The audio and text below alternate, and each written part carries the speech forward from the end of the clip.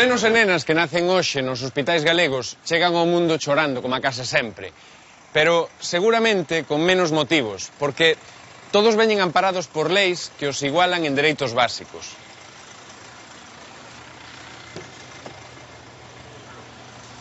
Pero, aínda que todos nazan nos mesmos hospitais, cada un é da súa casa e a súa familia vaille dar unha formación que lle vai dar ou quitar oportunidades na vida.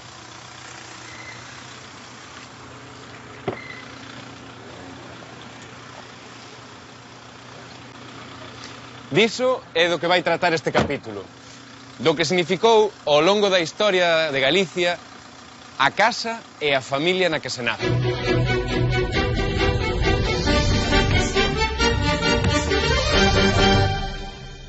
Neste capítulo de Historias de Galicia imoslle falar de tres familias, unha nobre, outra fidalga e outra labrega. E tamén falaremos da casa e da familia mariñeira. Os nobres loitaron por ter poder, os fidalgos, sobre todo por aparentar que o tiñan, e os labregos e os mariñeiros loitaron por sobrevivir. Outra diferenza era que os nobres vivían en castelos, os fidalgos en pazos, e os que traballaban a terra e o mar vivían en casas. A primeira historia deste capítulo aconteceu neste castelo de Soutomaior hai 550 anos. O seu protagonista foi un home clave na historia de Galicia. Era fillo dun conde, pero o seu pai nunca o quixo recoñecer como fillo.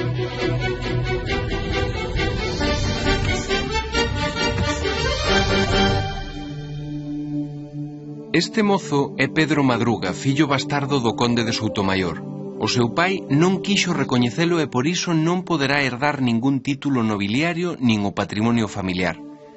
Como moitos outros fillos naturais, bastardos ou espurios de nobres, o protagonista da nosa historia está destinado a ser clérigo. Pedro xa leva varios anos no mosteiro e esta mañá recibiu correspondencia do seu irmán, Álvaro Páez, fillo lexítimo e herdeiro da casa de Soutomaior. Nela, e con gran pesar, comunícalle a recente morte do seu pai, Fernán Yáñez de Soutomaior. A noticia alimenta a amargura de Pedro. Sábese descendente de dúas das principais familias e casas nobres de Galicia. A súa nai é da casa de Monterrei e o seu pai era Fernán Yáñez de Soutomaior, pero el non é nobre nin a priori ten posibilidades de selo. Nunca saberemos con certeza por que o pai e a nai de Pedro Madruga, sendo os dous nobres, nunca chegaron a casar. Pero sí sabemos que daquela, máis ca hoxe, o matrimonio non se rexía polo amor nin pola necesidade de recoñecer os fillos ilexítimos para convertilos en herdeiros.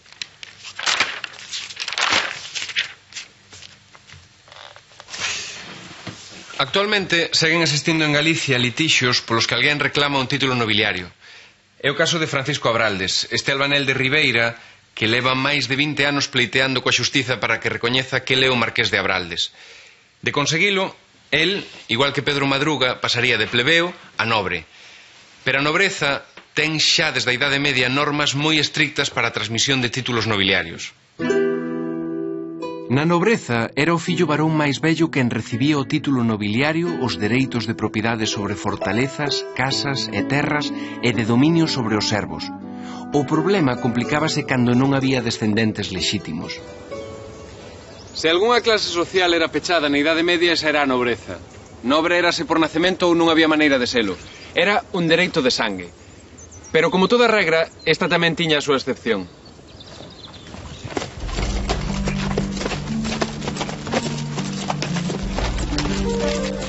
Esta mañá na cara de Pedro xa non se aprecia ningunha amargura. Segue tendo a mesma expresión de determinación, pero o seu futuro acaba de cambiar de horizonte radicalmente. Diríxese cara ao castelo de Soutomaior acompañado por un emisario do seu medio irmán, Álvaro Páez de Soutomaior, quen ao non ter descendencia intercedeu ante o rei de Castela Enrique IV para que lexitime ao seu medio irmán para a sucesión da casa de Soutomaior. Finalmente, o rei accedeu á súa petición. Pedro Madruga fíxose co título de conde de Soutomaior en 1468 ao morrer o seu irmán e valedor Álvaro asediado aquí en Tui polos irmandiños. Vendo o perigo, Pedro fuxiu a Portugal e desde ali un ano despois encabezou a reacción dos nobres galegos que significaría a derrota definitiva dos irmandiños. No ano que pasou no país veciño entablou amizade co rei portugués Afonso V e ali Pedro Madruga casou cunha nobre portuguesa. Esta é Teresa Tábora, convertida xa en muller de Pedro Álvarez de Soutomayor. É filla dun cabaleiro portugués que lle deu un gran dote para levar ao matrimonio. Acaban de chegar de Portugal e o seu marido estalle ensinando as dependencias do seu castelo. Como todo matrimonio da súa clase social de finais do século XV, o seu non foi froito do amor, senón dun acordo de interese entre dous grupos familiares que buscaba tamén reforzar unha alianza entre a Casa de Soutomayor e a coroa portuguesa. Desde Portugal, Pedro Álvarez de Soutomayor organizou un exército facilitado polo rei e os nobres portugueses e iniciou a reacción dos nobres galegos contra os irmandiños que o levaría ata as portas de Santiago, onde coa axuda do arcebispo Fonseca derrotou a 10.000 irmandiños. Pedro Álvarez de Soutomayor obrigou os irmandiños derrotados a reconstruir o castelo de Soutomayor e este de Sobroso, que tamén era da súa propiedade, e que os irmandiños derrubaran durante a segunda revolta. Pero por circunstancias políticas complexas, Pedro Madruga acabou enfrontándose aos dous piores inimigos que podía ter un nobre galego daquel tempo: os reis católicos e o arcebispo Fonseca. Iso marcou o seu futuro, o da súa familia, e acabou significando a eliminación da nobreza galega como elite social con poder propio.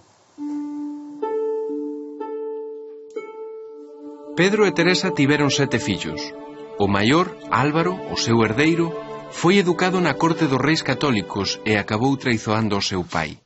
Herdou o señorío de Soutomayor co apoio e a confianza da coroa de Castela, a condición de se converter no novo prototipo de nobre galego, sumiso á vontade dos monarcas casteláns. Isto fixo que o seu pai se refuxiase en Portugal e desde ali tratou inútilmente de deserdalo. O final de Pedro Álvarez de Soutomayor segue envolto no misterio.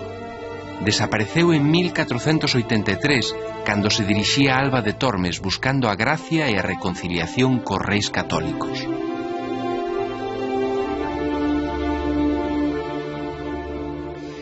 Esta é a asinatura de Pedro Álvarez de Soutomayor ou Pedro Madruga. Non sabemos o que dirán estas letras da súa personalidade, pero sí sabemos que era un home decidido e incluso cruel cos seus inimigos. Pasou a historia como Pedro Madruga porque sempre madrugaba máis cos seus inimigos para sorprendelos antes de estaren listos para a batalla. Como os demais nobres do seu tempo, tamén foi señor de moitos servos. Do traballo dos campesiños viviron desde sempre en Galicia as clases privilexiadas, a nobreza, a igrexa e desde o século XVI unha clase social nova que sempre se mirou no espello da nobreza, a fidalguía.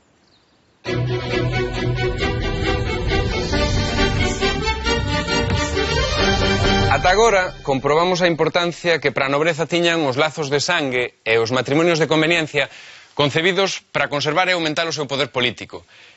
E xa vimos tamén que desde finais do século XV a alta nobreza galega puxose ao servizo da coroa e marchou vivir á corte abandonando Galicia. O baleiro que deixou esa nobreza na elite social do país foron ocupando unhas familias que xa gozaban de certos privilexios, ben por servir ao Estado ou ben á Igrexa. Esas familias eran os fidalgos. Pero, quen eran os fidalgos galegos? Tiñan algo que ver co hijo de algo castelá, pero moi pouco coa imaxe de fidalgo soñador que nos deixou Cervantes no Quixote. Mais ben, os fidalgos galegos soñaban con ter un título nobiliario, un pazo coma este, e, sobre todo, soñaban con poder vivir de rendas. Fidalgos galegos foron os nobres de menor rango.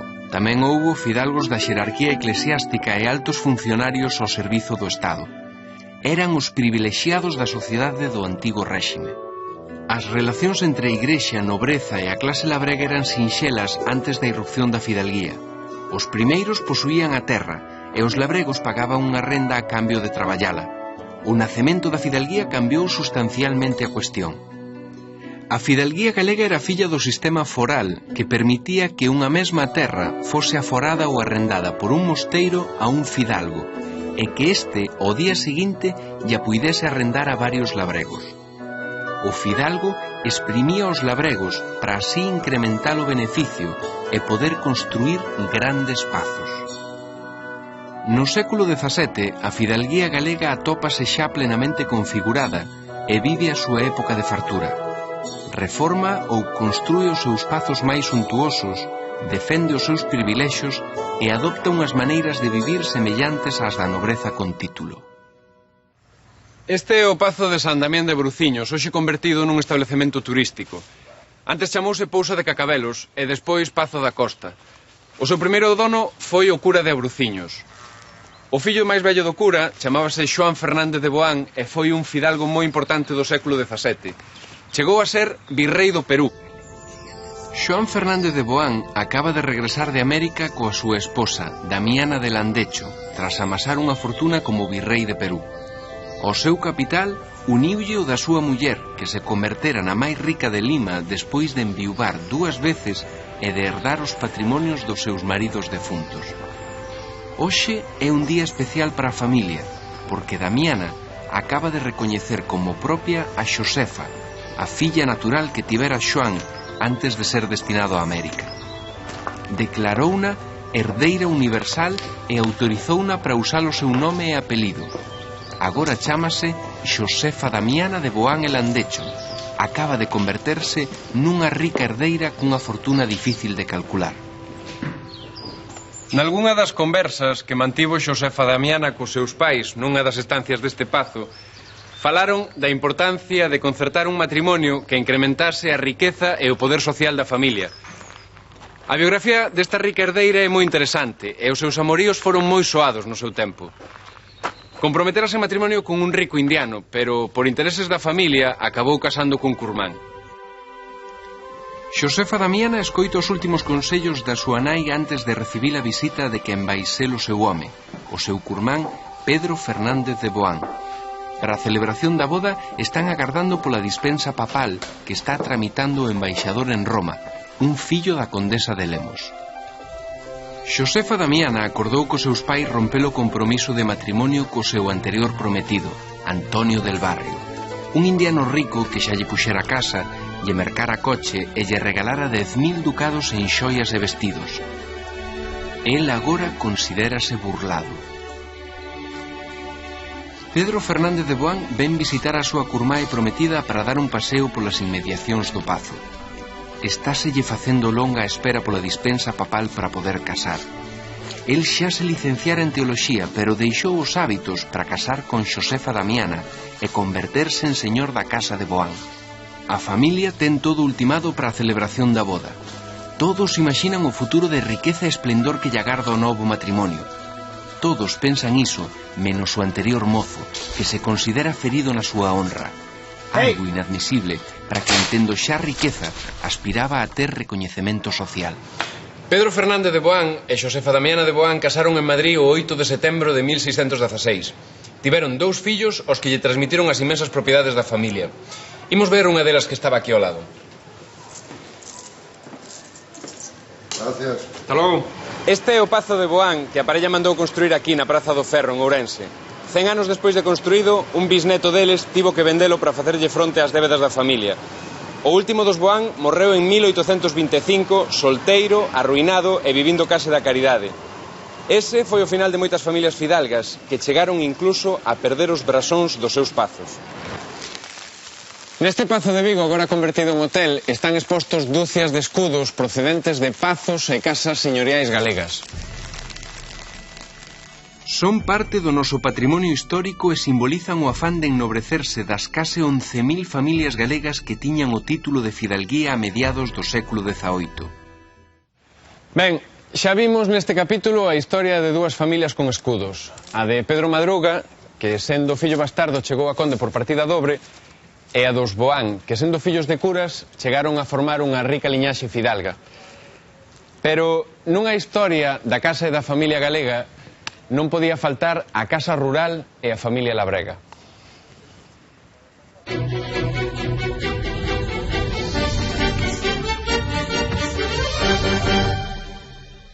A casa é a célula básica da sociedade campesiña. Como creación cultural xenuína do pobo galego, ten un significado máis amplo que o de ser a edificación destinada á vivenda. En Galicia enténdese a casa labrega como a un conxunto formado polas edificacións, as propiedades, o gando e os membros da familia. Económicamente a casa funciona como a un centro de explotación e consumo familiar e culturalmente a casa ten un nome e unha personalidade moral.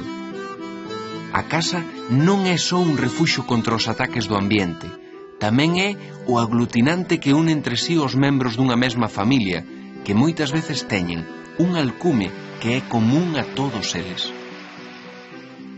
Xa vimos que para os nobres e os fidalgos o matrimonio era unha alianza de intereses, pero casaban os labregos por amor? Depende. Miren este dibuixo de Castelao. A moza pregunta ao mozo: se fose rica, quereríasme máis? E el responde: non tiña por que quererche menos. Non sei se ela fixo ben en preguntar nada, pero imos coa terceira historia de hoxe.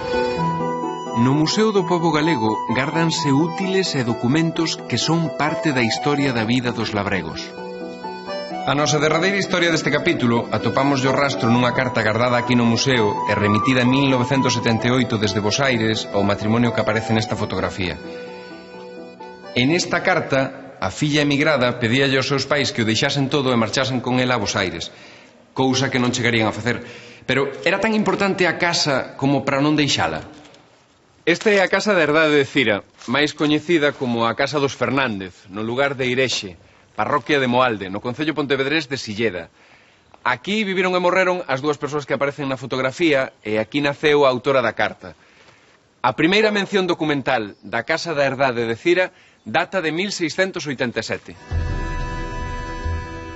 Este é o documento de renovación do foro no que consta a descripción da casa, das propiedades e os nomes dos membros da familia.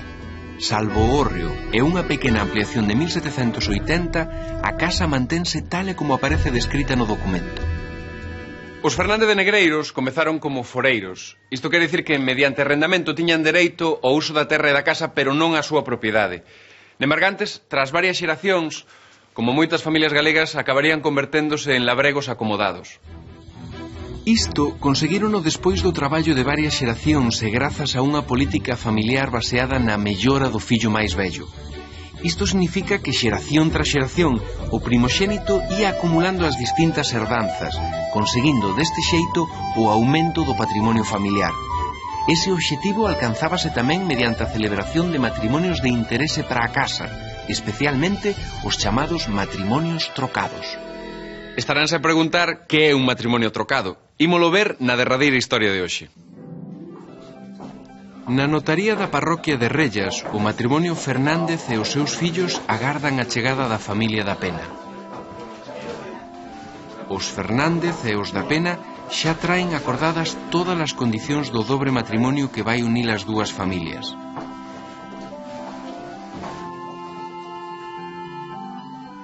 Pedro, o fillo máis vello e mellorado dos Fernández, vai quedar na casa e casar con Xosefa da Pena. En troques, a irmá de Pedro, Teresa, terá que casar con Antón, o herdeiro da casa dos da Pena. Se un dos matrimonios non chegase a celebrarse, tampouco tería validez o outro. As dúas casas teñen un patrimonio semellante e por iso as condicións son as mesmas para os dous matrimonios.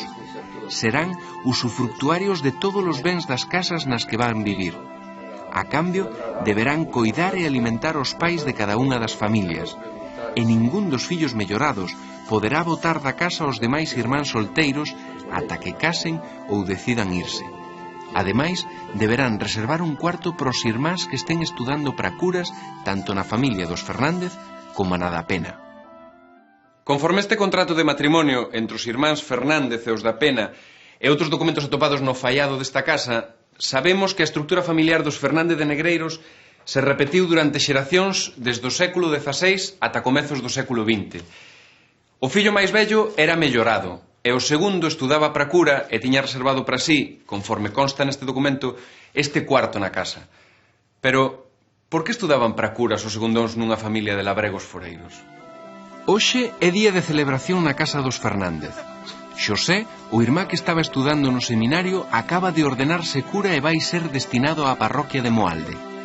Isto é unha gran noticia para toda a familia, porque significa que os 9 ferrados de centeo e os 2 capóns cebados que a familia lle tería que pagar á igrexa como renda anual polas terras van quedar anulados na práctica. Como compensación, a familia comprométese a alimentar o irmá cura e a terlle un cuarto á súa disposición.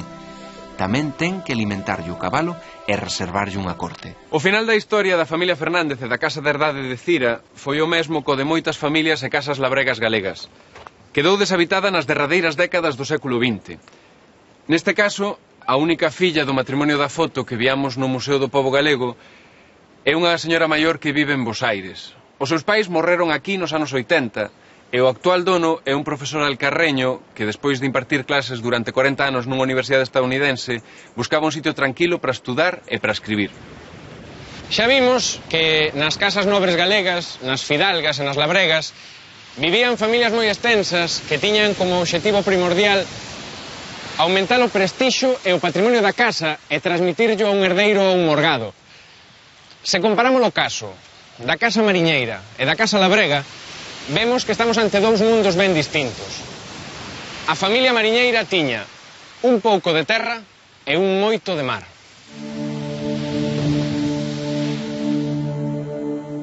Tense dito que para un labrego era preferible desfacer a familia antes que a casa. E tamén se sostén que para un mariñeiro a casa é exclusivamente un lugar físico, unha construcción que non ten as connotacións simbólicas sobre os ancestros familiares que garda a casa labrega. As casas mariñeiras eran pequenas e nelas case nunca convivían máis ca un matrimonio e os seus fillos. O sentido do patrimonio familiar tamén é distinto. Ter un barco é importantísimo e prestixioso nunha comunidade mariñeira, pero non ten o mesmo significado que ten para un labrego ter terras. As leiras sempre están no seu sitio, pero o barco ten que ir ao mar e ás veces non volve. Os principais bens dunha familia mariñeira están diariamente expostos a desaparecer e sometidos a unha constante incerteza. A familia segue sendo un núcleo social básico no que se seguen criando os galegos do futuro e no que reciben coidados, formación, valores e ideoloxía. Pero pódese seguir falando hoxe dun único modelo familiar? Fixémonos neste exemplo. Esta parella casou tarde porque os dous agardaron a ter un traballo máis ou menos estable. Ela non quixo ter fillos porque iso significaba renunciar á súa independencia. Despois de faláreno, decidiron adoptar un neno. Pero ao pouco de telo, as cousas comezaron a torcerse e logo se separaron. Ela levou o fillo adoptivo a vivir con ela á casa da súa nova parella, tamén divorciada. El volveu casar polo civil cunha muller divorciada que trouxo para a casa as dúas fillas que tiña do anterior matrimonio. As cousas non parecen ir mal na nova familia. Non discuten, nin falan moito, pero ven xuntos as noticias do día na televisión. A diversidade de modelos familiares inclúe parellas do mesmo sexo, parellas de feito, familias monoparentais, matrimonios interraciais e interculturais, todos transmisores de valores e ideoloxías diferentes, pero todos buscan o mellor para sí e para os seus.